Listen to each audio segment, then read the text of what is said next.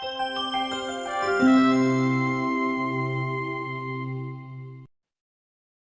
all, welcome to this video on real numbers. In this video, I'll be talking about the fundamental theorem of arithmetic. We will see what the fundamental theorem of arithmetic is and review its applications. We will also solve different types of questions which can be asked from this topic, especially the MCQ format questions. So let's see what the theorem is. The fundamental theorem of arithmetic in your NCERT textbook are questions which are asked from exercise 1.2. Now, the theorem itself states that every composite number can be expressed as product of primes, and this factorization is unique apart from the order in which the prime factors occur. So, what it basically means is that any composite number could be prime factorized. You could do prime factorization of that number, and whatever prime factors you get, that is unique except for the order in which you may multiply. Now, two important words are associated over here: composite number and prime number. What do these numbers mean? Composite number basically means any number which has a minimum of 3 factors. There would be the number 1, the composite number itself, and you should have at least one other prime factor. So at least so many factors a composite number should have. It has minimum of 3 factors. And what's a prime number? A prime number is any number which has only 2 factors exactly, which is 1 and the number itself. Now, the number 1 is neither prime nor composite. Why is it neither prime nor composite? Because it just has one factor, which is the number 1. So it is neither a prime number nor a composite number. Please remember these details. We also learn how, using prime factorization, we can find out the HCF or LCM of any two numbers. What is the meaning of HCF? The highest common factor. Highest common factor is basically the product of the smallest power of each common prime factor in the numbers. And the LCM is the product of the greatest power of each and every prime factor which is involved in the numbers. We'll be seeing this application when we are solving the problems as well. Also, we learn that for any two positive integers a and b, the highest common factor multiplied by the least common multiple is same as the product of the two numbers. So this was a review of this topic. Let's solve few questions based on fundamental theorem of arithmetic. The first one: in the following factor tree, the values of x and y are. So you are given a factor tree and certain options are given. What is the meaning of a factor tree? A factor tree basically shows how a number is split in terms of its factors continuously. And your aim would be finally to get the leaves of the tree just in terms of prime factors. Now, if you look at the factor tree carefully, you can make out that this number x would be just the product of the numbers 3 and 195. So you would say that x equals 3 times 195. And what is the number y? It's quite clear from this branch of the factor tree that y is equal to 5 times 13. So basically what's happening in the factor tree is we're going on splitting a number in terms of two of its factors till final split results in prime factors only. And in this case, since the value asked is x and y, we could just find out that branch which gives you the product. So x is 3 times 195. This answer would be 585. And y is 5 times 13, which is 65. You can thereby mark your answer as x equals 585, y equals 65, which is option B. Now, if you take time with these calculations, there's a way you could do this faster. The way you could do this faster is, see, first of all, 13 times 5 is y. You just have to look for the options where you have y equals 65. There are only two options where y is equal to 65. That is option A and option B. Once you narrow it down to these two options where y is equal to 65, you know that x over here is 3 times 195. Now, 3 times 195, 3 times 5 has to end with 5. So even if you're not completing the calculation there, we know that the answer should be here, option B, because that's the only one where y is 65 and the product here is ending with 5. It cannot be 858, right?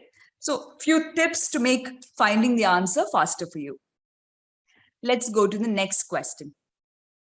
The next question is, if two positive integers, a and b, can be expressed as a equals xy cube, b equals x to the power 4, y square z, xy being prime numbers, what is the LCM of a and b? So you can pause over here, try this on your own before listening to my explanation. What we are required to find over here is the least common multiple of two numbers which has been expressed in terms of its prime factors. Only thing is the prime factors are given as variables x, y, and z. Logic to be applied is the same. LCM is going to be the product of the highest powers of all prime factors. You consider all the prime factors and just take the highest power. So when you do this, what are all the prime factors here? If you see, all the prime factors involved are x, y, and z. Once you list all prime factors, you need to see which is the higher power which is coming in any of the numbers. If you look at the power of x, in A, the power of x is 1. It is x to the power 1 because there's no number written. And in B, the power of x is 4. What about y? In A, the power is 3, and in B, it is 2. And Z, in A, there is no Z. In B, the power of Z is 1. So check which is the higher power here. For X, we can see that the higher power was 4. What about Y? For Y, the higher power would be 3 and not 2. So we'd put 3 here. And for Z, the higher power is 1. So we'll put 1 here. We could have even left it by not putting anything. We could have just put it as Z. So the LCM must be x to the power 4, y cube z. Where do you get that option? That option would be option D, and hence this option becomes our answer for question 2. Now, what if the question asked for HCF? If the question was asking you for HCF, in that case, you would only list the common prime factors and not all the prime factors. Which are the common prime factors? The common prime factors in A and B are only X and Y. Z does not appear in A, so I don't have to list Z. Once you put the common factors X and Y, take the least power, not the highest power, take the least power. So don't get confused here. I know that HCF stands for highest common factor, but we are not taking the highest power. We want the highest of the common factors, which means you take the least power over here. For X, the lower power among 1 and 4 would be 1. You could write 1 or you can just leave it blank. And for Y, which is the lesser power, among Y cube and Y squared, which is the smaller number, 3 or 2. The smaller number is 2. So in case HCF was asked, remember this is the method we follow, and we would have got HCF is equal to XY square. All right. This is not required for this question. This is just for an extra explanation for you. Let's go to question 3. Question 3 says, the least number that is divisible by all the numbers from 1 to 8, both inclusive is, and there are 4 options given. Now let us understand what needs to be found here. What needs to be found here is the least number that is divisible by all numbers from 1 to 8. And what is this number? This number would be the least common multiple, right? The common multiple would be that number which is divisible by all the numbers from 1 to 8. How do you find this out? The least common multiple. One way to do this would be you actually list out all numbers from 1 to 8. So you have 1, 2, 3, 4, 5, 6, 7, 8. And let's prime factorize these. 1, well, we cannot prime factorize this further. 1 is just 1. 2 could be written as 2 times 1. 3 is just 3 times 1. 4 is 2 times 2. 5 would be 5 times 1. 6 is 3 times 2. 7, well, that's just 7 times 1. And 8 would become 2 cube, right? 2 times 2 times 2. Here the 4 was 2 square. Now, what is it that we need to do to find the LCM? So if you want the least number divisible by all the numbers from 1 to 8, what is it that we do? To calculate the LCM, we need to write all the prime factors which are there from 1 to 8, right? So all prime factors here would be 2, 3, 5, and 7. And after that, what do? We need to take what is the highest power of any of these prime factors which is appearing in any of the numbers. The highest power appearing is 8, which is 2 cube. So I would write 2 cube times 3 times 5 times 7. Now when we calculate this, well, let's see, I could say 2 cube times 5 is 8 times 5, which is 40. 3 times 7 is 21. And the product of this would become 840. So my answer over here is, of course, 840. This is the number which is divisible by all the numbers from 1 to 8. Now, what are the other ways in which we could have done this question?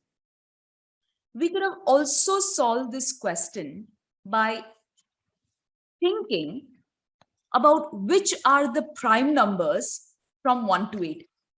When you look at numbers from 1 to 8, the prime numbers are the numbers 2, 3, 5, and 7. So instead of listing all these out, you could just figure out which prime numbers appear from the numbers 1 to 8. Take their product. Now you need to think about what is the highest power of any number which is appearing from 1 to 8. For 3, it would be 3 to the power 1 itself, because 3 square means 9. 9 is not coming as a factor. 9 is not coming as any of the numbers between 1 to 8. 5 square is 25. That also doesn't appear. 7 square is 49. That does not appear. So the maximum power which can appear should be 3, 5, 7 itself. But what about 2? For 2, the highest power should be 2 to the power 3, which is 8. So you can say that 2 to the power 3 should be there, and then calculate the same way and get 840. So this means if you understand this logic, you don't have to actually list out each and every number and show how you have factorized it. Yet another way to do this would be go by the options. You could look at the smallest option, which is 420. Check whether 420 is divisible by numbers from 1 to 8. So 420, well, it would not be divisible by 8, right? It is not divisible by 8, because if you try to divide 420 by 8, you would have 50 and 2. No, it won't be divisible by 8, right? So 420 will not be divisible by 8. But what about 840? 840 would be divisible by all numbers from 1 to 8. You could check that out. You could check whether it's divisible by 2, 3, 5, 7, the prime numbers basically. Check whether it's divisible by the highest number possible also, which is 8. It would be divisible by all of these, and you could say that 840 is the answer. So there are multiple ways to answer this question, but the best what I would suggest is what I did here, which is think of all the prime numbers from 1 to 8 and then see which is the highest power of the prime factors which appears. Take their product and you get the LCM, which is the least common multiple directly. All right. Okay. Next question. Question number 4. The LCM of the smallest 2-digit composite number and the smallest composite number is. What is a composite number? We already discussed that a composite number is a number which has at least 3 factors. 1, the number itself, and at least one other prime factor should be there as a factor. So minimum 3 factors is a must. Now, which is the smallest 2-digit composite number? The smallest 2-digit composite number would be the smallest 2-digit number itself, which is 10. Because 10's factors are 1, 2, 5, and 10. Which is the smallest composite number? Now, here mistakes can happen. Please remember, 1 is neither prime nor composite, right? So do not take 1 as the smallest composite number. Then which is the smallest composite number? 2? No, that's not composite. That's a prime number. 3? That's again a prime number, which means smallest 1-digit composite number is 4. So the question is asking you to find LCM of 10 and 4. How do you do this? We have 10 equals 2 times 5 and 4 is equal to 2 square. Now, as per the rule, we know LCM is equal to product of greatest powers, highest powers of all the prime factors. All prime factors means you include 2 and 5. Highest power is 2. So you get 2 square times 5, which is 4 times 5. The answer would be 20 over here. 20 becomes the answer. This can also be verified by looking into the options and checking which one would be a multiple of both 10 and 4 and which is the smallest among that, right? Okay. Next question, question 5. The largest number that will divide 398, 436, 542, leaving remainders 7, 11, and 15 respectively is 17, 11, 34, or 45. What is this question asking for? It's asking for a largest number which divides something else. Now, when you're talking about largest number which is dividing something else, that means you're looking for a highest number. And a number which divides something else is called a factor. So you're looking for the highest number which is a factor. That means this is a question dealing with HCF. You are going to find out what the HCF is in this case. How do you do that? Well, here you do not find the HCF of 398, 436, and 542 directly, because this number, this common number which you are finding, when it is dividing these numbers which are given in the question, they leave remainders. So what exactly do you find then? First, you remove the remainders. Get rid of the remainders from these numbers. So if I subtract the remainders from each of these respective numbers, what will be the number which is left? The number which is left after I remove these remainders would be a perfect multiple of the answer which I'm trying to find. It would be a perfect multiple of the HCF. Remove these remainders, okay, 398 minus 7, 436 minus 11, 542 minus 15. The remainders go off. What is left is the perfect multiple. If you do not understand this, think in these terms. If I'm dividing 12 by 5, I get 5 times 2 is 10. The remainder is 2. So that means 12 is not a perfect multiple of 5. But suppose I subtracted the remainder 2 from 12. I would be left with 10, which is a perfect multiple of 5. Right? So in this case, once I subtract the remainder, my divisor becomes a factor. It perfectly divides. So same logic we are using here also to say that we are trying to find the HCF of the numbers obtained after subtracting remainders. What do you obtain after subtracting these remainders? Here you would have 391. This would become 425. 542 minus 15 would become 527. So the answer we require is the HCF of 391, 425, and 527. This is what is required.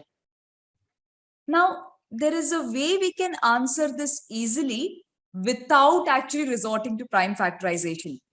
See, I'm looking for a factor which is common for 391, 425, and 527. Definitely, my answer will not be 45. because any multiple of 45, you multiply 45 with any number, it has to end with 5 or 0, right? Multiples of 45 has to end with 5 or 0. But these two numbers do not end with 5 or 0. So definitely 45 is not a multiple. Look at the next highest number. The next highest number is 34.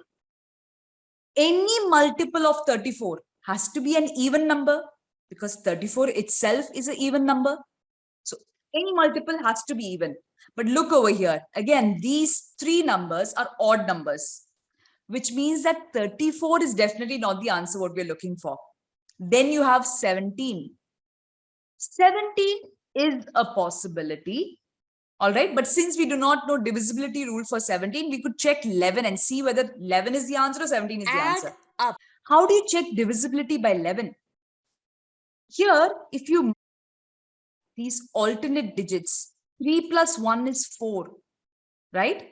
And that 4 minus this middle digit 9 does not equal 0. So no, it's not divisible by 11. Similarly here, 425, 4 plus 5, 9, 9 minus 2 is not 0. 5 plus 7, 12, 12 minus 2, 10 is not 0, which means these numbers are not divisible by 11. So answer has to be 17. This would be the shorter way of answering this if you are applying your logic and answering this way. Suppose this was difficult for you to follow, difficult for you to think of, then you resort to the normal factorization and check what the highest common factor would be. When you factorize each of these numbers, you get 391 equals 17 times 23. You get 425 is equal to 17 times 25. And 527 is equal to 17 times 31. So it is quite obvious from this that the highest common factor should be 17. And hence our answer for this question would be A, which is 17. Right? Let's go to the next question. The next question says that there are 312, 260, and 156 students in class 10, 11, and 12 respectively. Buses are to be hired to take these students to a picnic.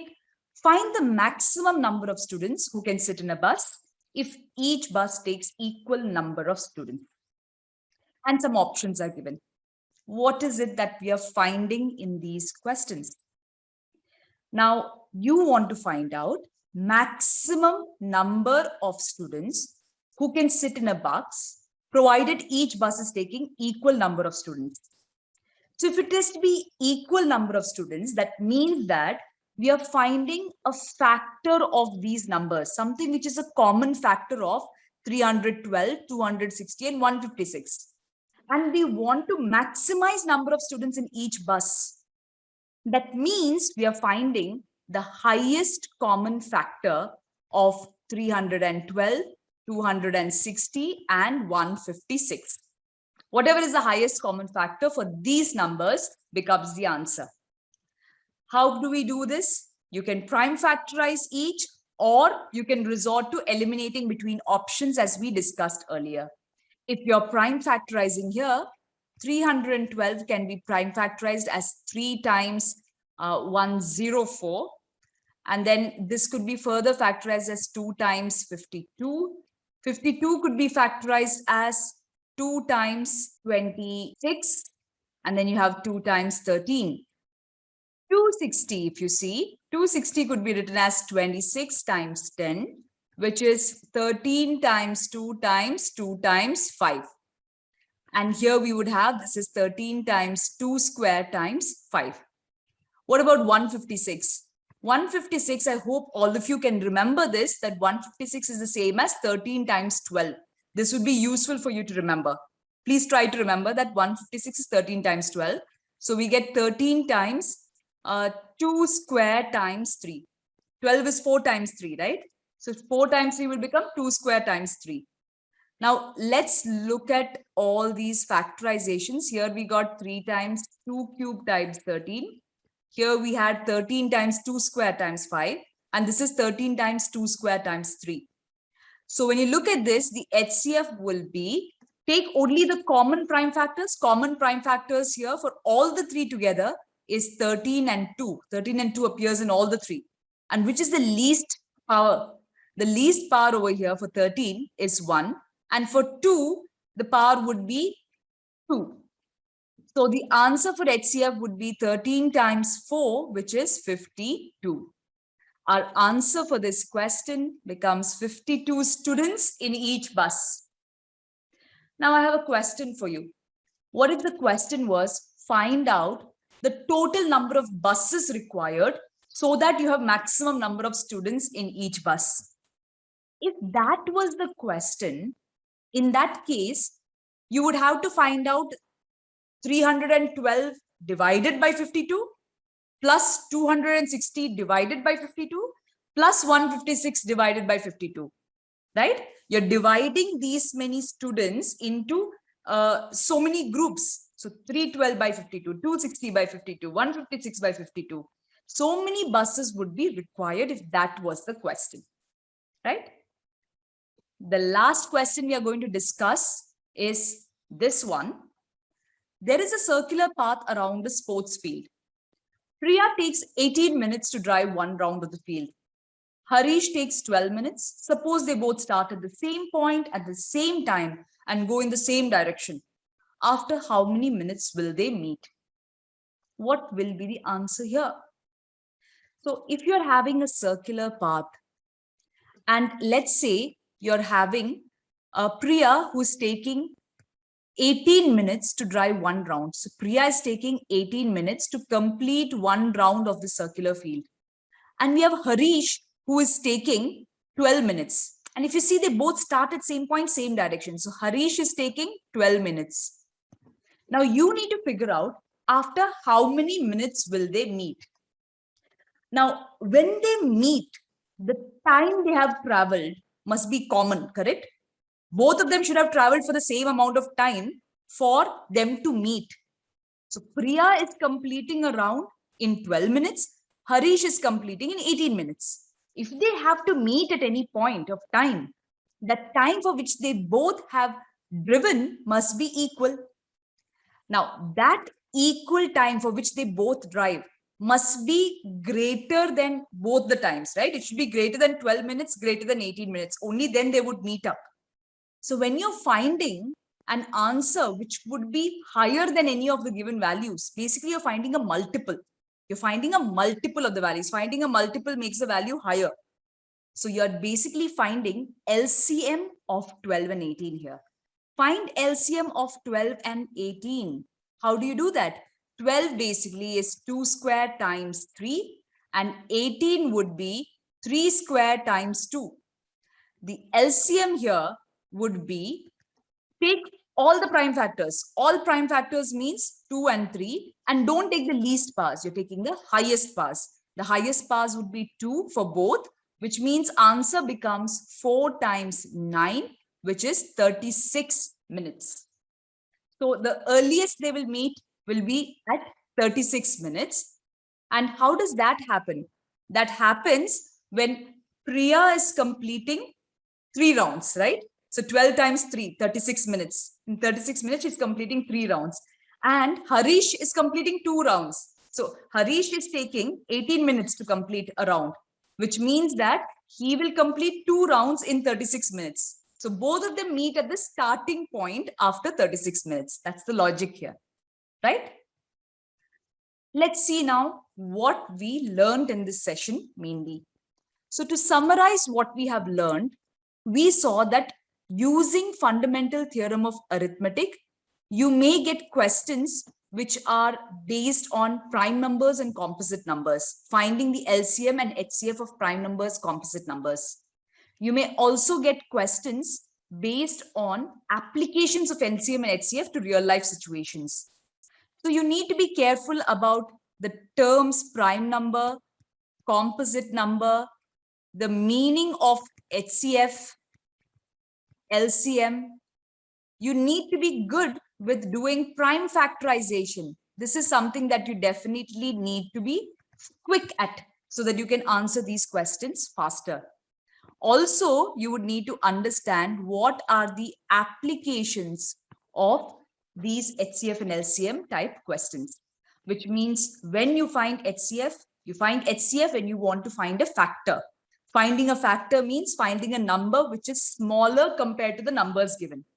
When do you find the LCM? When you want to find a multiple. Finding a multiple means finding a number which is bigger than the numbers given, right?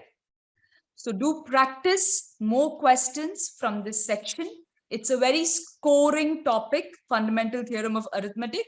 You can expect a lot of questions in the exam from this particular topic. Do all the NCERT questions and the NCERT exemplar problems, and you may retry the questions which we have just solved. Thank you so much for watching. I'll see you in our next lesson. Bye-bye.